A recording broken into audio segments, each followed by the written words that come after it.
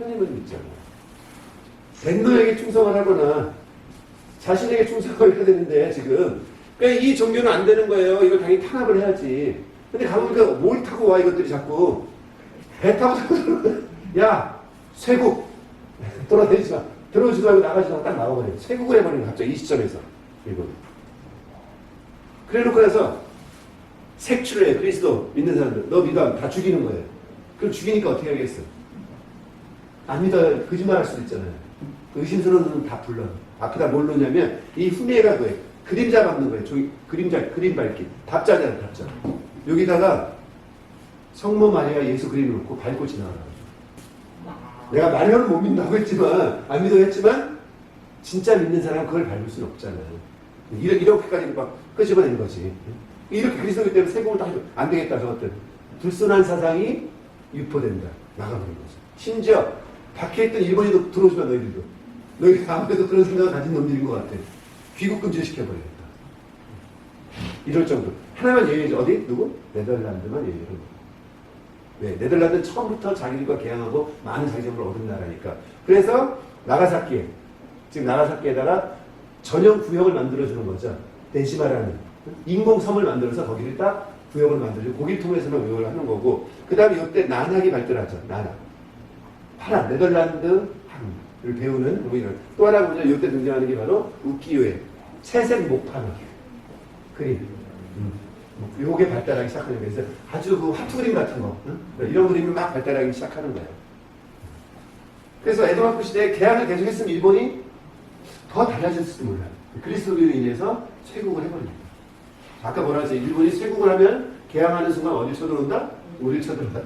또 똑같은 방식을 우리가 역사를 공부했으면 그걸 알았을 텐데 저것들이 분명히 개항을 했는데 일본을 무시하고 제대로 공부하지 않았던 거죠. 그래서 저 나가사키에 대지만 여기 인공섬을 만들어 놓고 여기다가 이제 개항 항구를 만든 거죠.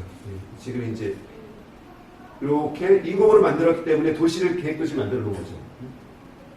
하늘 표류기를 여기서 쓴 거예요. 하늘이 하늘이 돌아가서 자기 돌아가기 직전에 여기서 표류기를 쓴 거예요. 왜? 내가 안 놀고 열심히 뭐 했어. 이 실적을 남겨놔야지만 가서 보상받을 거 아니에요. 돌아가서. 그래서 쓴 게 하늘 표류기예요. 여기 하늘 표류기가 순수한 마음으로 쓴 그런 기획문이 아니고 자기 돈 보험 청구하려고 쓴 기록이 하늘 표류기지.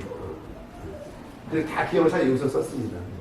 지금은 또 이렇게 이제 관광지 옛날 시설을 남겨놨고, 자 도시가 발달하면서 인생사 덧없어.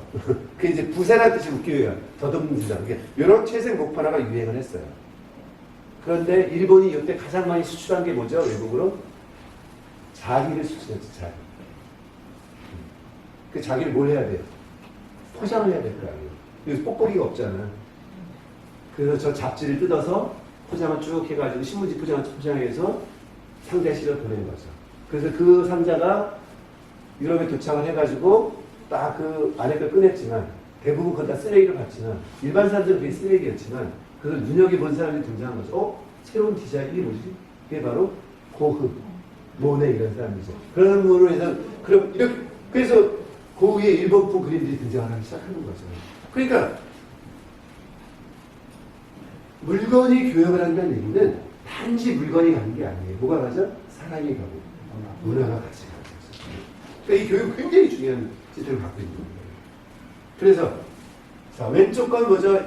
왼쪽 거는 일본의 우키요의 얘기야. 오른쪽은 고흐의 그림이야. 유사하죠. 똑같이 뭐 거의 다 베꼈지. 그러나 고흐는 색감이 좋은 사람이잖아요. 색감이 다르잖아요. 색감이. 자 왼쪽 건 우키요의, 오른쪽 건 고흐의 색감이 다릅니다. 자 왼쪽 건 우키요의, 이 두 개는 고흐의. 이거 이제 자포니즘이라고 불렀어요. 일본이니까 자포니즘 이런 문화가 있어 왔다. 그리고 이때 등장한 게 뭐죠? 가국기죠. 이 큰 자리에 공연하면 쭉 돌려서 보는 겁니다.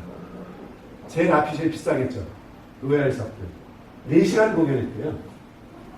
배고플 거 아니에요. 그 중간중간에 뭘 시켜 먹었겠어요? 도시락. 弁当 문화가 발달한 거예요. 배달 도시락들이 들어가지고 쉬는 시간에 먹는 거예요. 그래서 도시 주변에 우리가 보는 일본식 단품 조그만 상에 유지되는 그런 형태의 상들이 유대의 감시대가 딱 되거든요. 그 다음에 여기서 나온 문화가 뭐냐면 바로 18번이죠. 너들이 18번 뭐야? 가부끼의 18개를 뽑는 그 문화가 그대로 우리에게 전달돼가지고, 응? 우리가 노래 제일 좋아하고 잘하는 노래 18번을 얘기하는 것이 바로 여기서 나온 거예요. 18번이라는 말이. 자, 일본이 세국을 항상 뭐가 달지? 1차 세국을 하면서 임진왜란을 일으켰고, 2차 애국난에 뭔가 우리에게 영향을 줄 것이다. 근데 우리 이걸 보지 못했던 거죠. 자, 아까 다 말씀드렸어요. 그 점차 상업풍경제가 발달하게 되고, 인구의 절반이 무산 시민인데 상인 계급이 성장을 하고, 그렇죠? 이제 무산을 잡고 출항을 한다 그랬어요. 근데 이때 이미 에도의 인구가 50만이 넘어요. 18세기 초반에 50만은 런던하고 같아요. 근데 18세기 말이 되면 에도가 100만이 되거든요.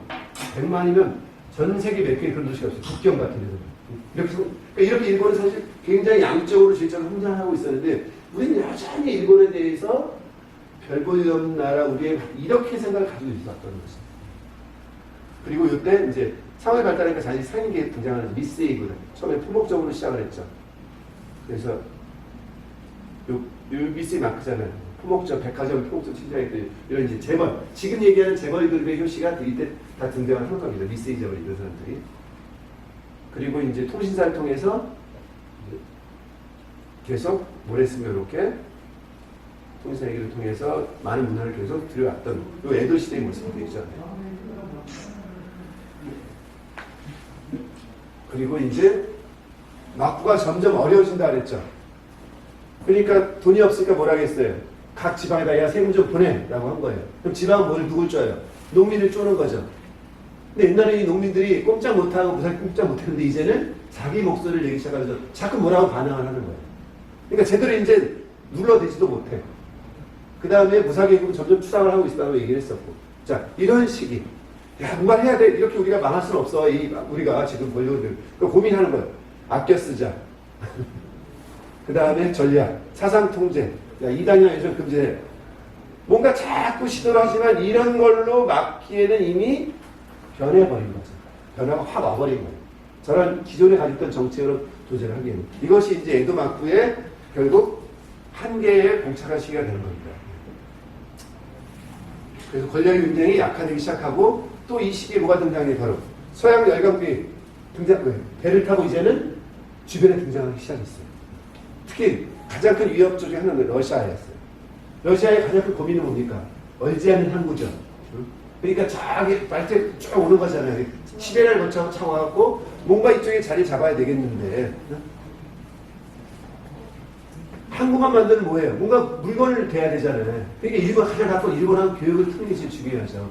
그래서 마침 일본 선원들이 표류된 걸 보내주면서 야 홋카이도 좀 열어라. 우리 같이 개항 좀 하자. 근데 일본이 싫어요. 우리는 나가사키만 개방을 합니다. 딱 얘기했어요. 이게 우리의 원칙이에요.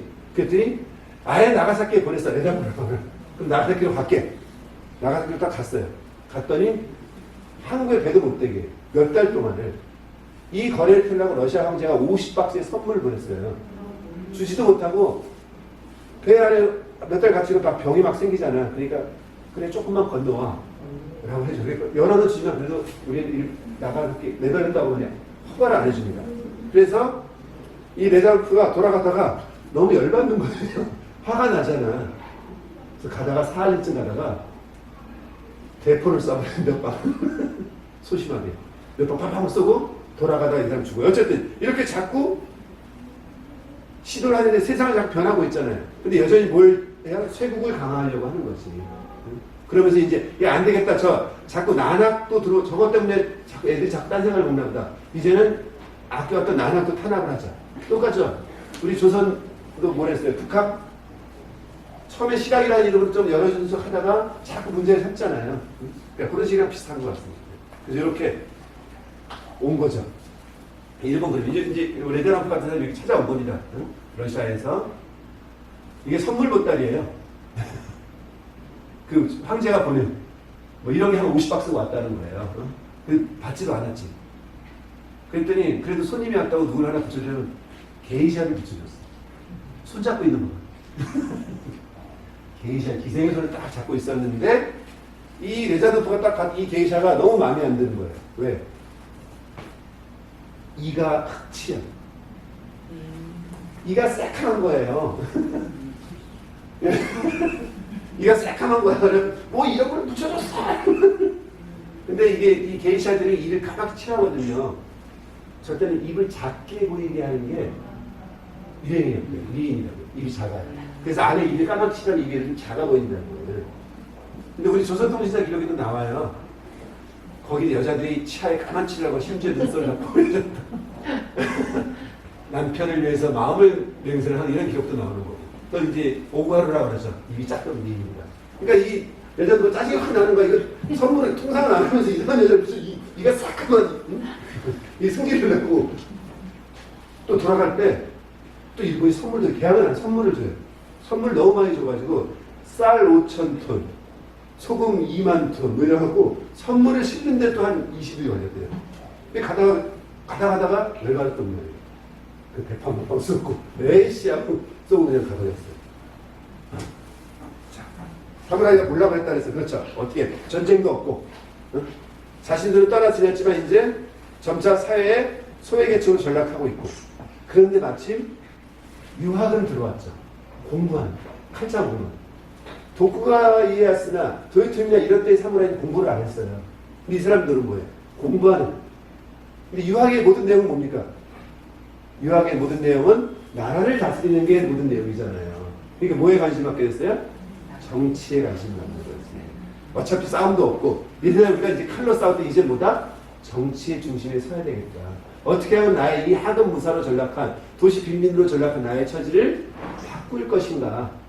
이런 정서가 이들에게 생기는 거죠. 그래서 나중에 일본 그 메이지의 그 어떤 뭐 이또라든지 뭐 사카노 이런 사람 참 공부하기 시작하는 거예요.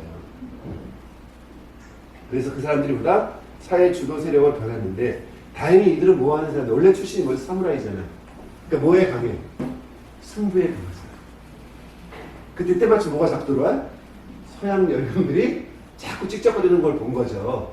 그러니까 뭔가 저 외세에 대해서 우리가 뭔가 우리 역할을 해야 돼. 그렇게 서양을 대 이런 고민이 계속 복잡적으로 오는 거죠. 이 시기에 마침 뭐가 터지냐? 그래서 이게 뭐냐면 사무라이들이 이게 무슨 사진 같으세요? 사진관에 모여서 기념촬영 할 일이 없으니까 여기 친구들끼리 모여갖고 야 사진관에서 우리 같이 사진 한번 찍자. 폼 이렇게 잡아볼까? 이거 원래 사무라이들 저런 걸 하면 안 되는 거잖아. 이렇게 이제 바뀌었다는 거죠. 야, 총 들고 한번 찍어볼래? 이런 것도 해보기도 하고 뭐 이렇게. 근데 이때 이제 바로 동아시아에 가졌던 아편 전쟁이 일어나는 거죠. 그래서 청나라가 아편 전쟁을 깨지고 영국 이런 사람들이 승리하는 걸 딱 보게 된 거죠. 그래서 깜짝 놀란 거예요. 우리도 뭔가 대비를 해야 되겠는데 이게 사무라이들의 한국 관리들의 생각이 되기 시작한 거죠. 아편 전쟁을 아시는 것처럼 영국이 시작을 했죠. 무역에서 영국에서 적자를 내다 보니까 뭘 했어요? 흑자가 안 되잖아요. 왜? 영국 산업의 최대 산물은 뭐죠? 모직이죠, 모직. 근데 이 중국은 뭐가 있어요? 더 좋은 비단이 있잖아요. 모직을 이을 필요가 없죠. 그러니까 계속 자기는 차도 사가고 뭐 다 비단 다 사야 안 되겠죠. 그래서 이게 뭐죠? 아편. 결국 그 아편에 대해서 폐해가 너무 크기 때문에 임칙서가 나중에 광동성, 광주에서 그렇게 다투를 태웁니다. 이게 아편, 인도의 아편 창고예요. 사람 보세요, 사람. 이렇게 많이 이런 아편이 중국으로 들어간 거예요. 얼마나 중국에 아편 피는 사람이 많았냐? 지금 흡연 인구만큼 많아요. 정말 큰 사회적 문제죠. 그래서 그거를 할 수 없이 막았어요. 그래서 다 불에 태웠죠. 불에 태웠다라고 전 세계 국민의 99.9%가 알고 계시죠. 근데 사실은 불에 태우지 않았어요. 아편을 불에 태웠더니 이게 모래로 스며드는 거예요. 태워봤더니 다시 흙을 퍼가지고 딱 정제를 했더니 돌 아편이 나와요.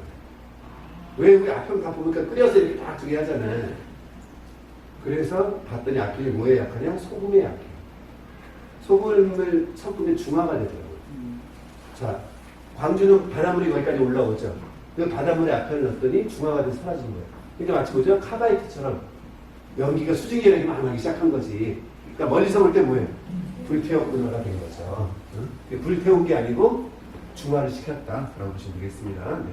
그렇게 해서 어쨌든 이걸 못 견딘 영국이 전쟁을 일으키고 아편전을 일으켰는데 이 전쟁에서 너무 허무하게 중국이 진국을 두고 청나라가 망했어요. 그걸 보고 깜짝 놀란 거죠. 우리도 놀랬지만 일본 사무라이들 뭐가 필요하겠어요? 해군이 중요해요. 그런데 우리는 뭐예요 지금? 쇠국이죠.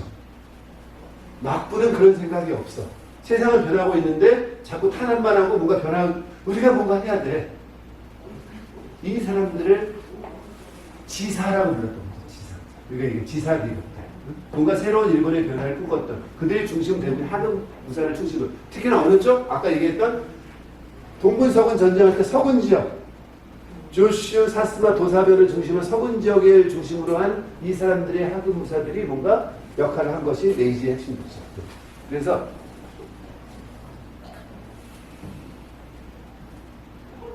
뭔가를 해야 되겠는데 바로 그때 누가 충격을 주게 누구예요? 바로 이 페리죠. 미국이 딱 등장한 흑선 검은 배를 타고 깜짝 놀랐어요. 와서 대포병을 쓰는 바람에 아이쿠 내년엔 개항을 해주겠습니다 라고 약속을 하는 거죠. 근데 그 모습, 그 에도 막부가 그걸 한 걸 보고 사무라이들이 실망을 한 거죠. 야, 그래도 우리가 힘 있는 나라인데 저렇게 무기력하게 서양에 그러냐. 응? 말은 그렇게 했어요. 자, 그 다음에 왔습니다. 1854년에 왔는데 이 사람들이 뭘 가지고 왔냐면 레브리코니까 자기들이 그린 이렇게 생겼다고 그린 거예요. 지금 레브리코를. 이렇게 생겨지고 보니까 뭘 했냐면 증기 기관차를 가지고 왔어요. 여기 실물로. 실제 증기기관차 크기에 축소된 모델로. 실제 작동을 하는.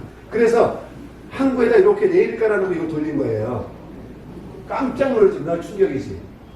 사무라이들이 다 타고 돌아. 우리 애들 장난감 이렇게 봤다는 거지. 이 놀라운 기술. 아, 우리 빨리 저거 적용하고 배워야 되겠다.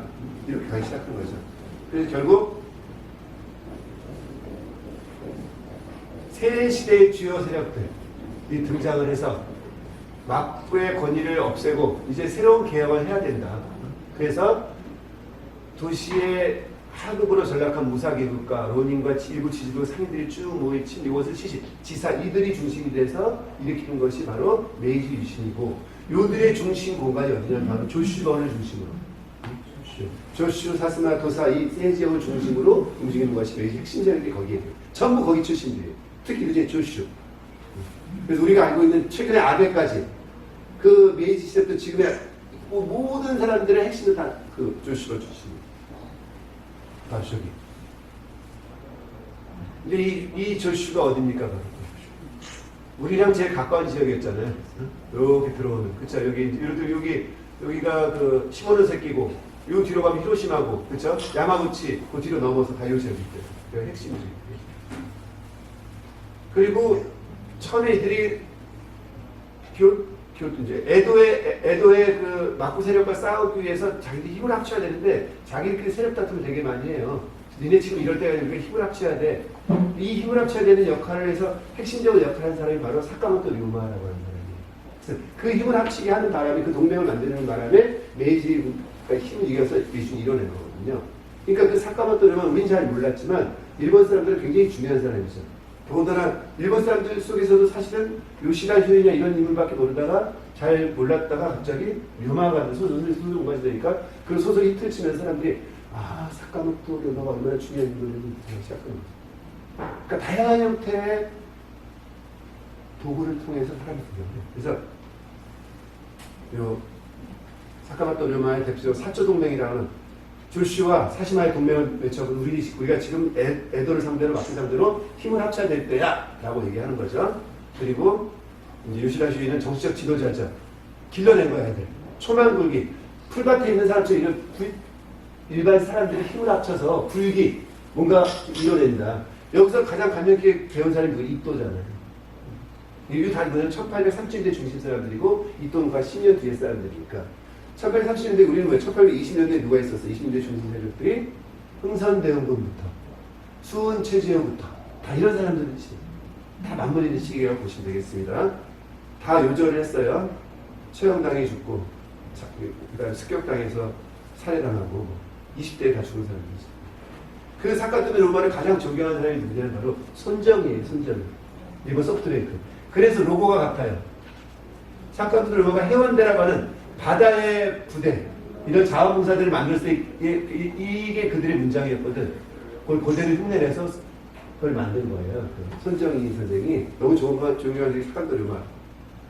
어떤 말 때문에 세상에 태어난 것은 무언가를 이루기 위해서이다. 이게 료마가 한 얘기예요. 요 얘기를 자신의 두성고. 그래서 이걸 하기 위해서 사카모토 료마가 자기 번을 탈출해서 일본을 변화하게 뛰어나간 것은 자기도 일본을 넘어서 세계로 가고 있다. 뭐 이런 거죠. 일단 사이즈가 다르죠. 이렇게. 그런 기상이 좀 필요한 거죠.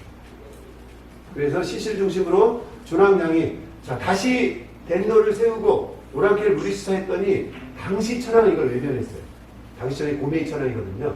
그 바람에 이 얘기를 얘기했던 이들이 다시 한쪽으로 쭉 밀려 들어와요. 다시 그래서 조슈로 밀려와가지고 거기서 다 모여서 힘을 기르죠. 그래서 마치 조슈로는 조랑파의 해방구였다. 그래서 막불을 타도하자 했는데 힘이 없죠. 근데 마침 이때 덴노가 죽고 나서 메이지 천황이 즉위를 하는 거죠. 메이지가 즉위하니까 메이지의 지원과 맞아 이를 세우는 걸로 승리를 하게 된 게 이제 쿠데타입니다. 물론 전쟁의 과정을 거쳐가지고 승리를 했죠.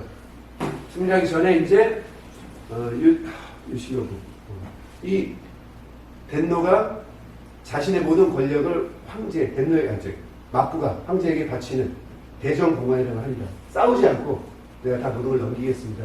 원래 덴노께 다 하셔야죠. 권력을 넘기는 과정을 거치고 그리고 에도라는 말을 도쿄로 고칩니다. 에도라는 말 자체를 이때 도쿄로 고치고 동역으로 도쿄로 고치고 그래 이제 황제가 그 덴노가 이제 가는 거죠. 동갑내기예요. 두 분이. 1853년생 52년생인가? 동갑내기. 둘 다 뭐예요? 서양의 황제들 뭘 하고 있다? 이런 근위고 복장 똑같이 그렇게 있잖아요. 흉내를 또 이 둘의 운명이 어떻게 달라지는지에 대해서는 우리가 뒤에 옆에서 아니까. 이 두 분을 비교하는 것도 굉장히, 두 사람을 비교해서 보는 것도 굉장히 좀 유의미한 일 같습니다. 제가 여기 이렇게 보시면. 그러고 나서 메이지에 성공해서 이제 개혁을 하는 거죠. 그래서 기존에 번지사랄 때 번을 맞는 지사, 요 진이 맡을 지자인데 이럴 때 지는 그 우리가 도지사라고 쓰는 거예요. 지금 이걸 폐지하고 지금 현으로 돼 있죠. 이 현을 설치하고 관료를 파견해서 중앙 집권을 하고. 근데 무조건 뭡니까? 근대화를 해야 된다. 그래서 뭐래요? 다 외국으로 보내는 거죠. 천년간. 근데 학생들이 가는 게 아니에요. 공무원들이 가요. 공무원들이 가서 배우고 오는 거예요. 가서 외국에 다 가서. 그래서 교육하고 육군하고 헌법은 프랑스 걸 따르자. 해군 철도 최신은 영국 걸 따르자. 대학은 미국식을 따르자. 헌법은 도입. 다 각 나라 걸 좋은 걸 다 모아가지고 메이지의 새로운 정책을 만들어내는 겁니다. 그걸 하고 그리고 나서 화헌양제죠. 일본의 정신으로 서양의 기술을 받아들이죠. 이게 이들의 정신이죠. 청나라는 뭐 했어요? 중체성이지. 중국의 학문을 본질로 해서 서양 걸 써먹자. 같은. 그래서 이 또 와가 등장하죠. 와. 대화의 와. 그리고 여기서 얘기한 근대화는 부국강병이란 뭐예요? 부국강병 반드시 어디로 가게 돼 있어요? 분국주의로 흘러가게 돼 있는 거죠. 그 얘기 뭐예요? 이제 쳐들어가야 되겠다. 어디로? 가장 가까운 나라부터. 그래서 1890년에 유명한 얘기를 하는 거예요. 이 야마가타 알토마가 주권선과 이익선. 주권선은 어디? 우리의 주권은 어디다? 일본이다. 현해탄. 이익선은 어디냐? 한반도다. 우리는 주권은 일본에 있고 이익은 어디까지 가야 된다? 한반도까지. 공경이 드러냈던 거죠. 여기. 자, 여기서 그래서 그 뒤는 우리가 잘 아시는 것처럼 뒤에 얘기를 할 텐데, 뒤에 나중에 이제 저희가 이어지는 청일전쟁, 요 뒤의 이야기는 나중에 우리 중국사를 하면서 같이 뒤에서 연결해서 같이 이어지니까 청일전쟁은 그때 하기로 하고, 재밌는 건 뭐냐면 이 아까 뭐라 그랬죠? 와규라고 그랬죠. 와규, 와식, 일본 음식, 응? 와. 어디까지 왔냐? 화장실에 갔더니 앉아 쏘는 게다가 와식이라고 써요. 그리고 뭐예요? 제페니즈. 이거 보고 이거 보고 너무 놀랐어. 이거 딱 보고 나서 정말 이게 일본식이다. 기억하자 이렇게 들었습니다. 그래서 오늘은 이제 일단 이제 여기까지만 하시죠. 일본에서 그린 거예요? 일본에서 이번에 가서 일본 화장실에 써 있는 거지. 그렇지?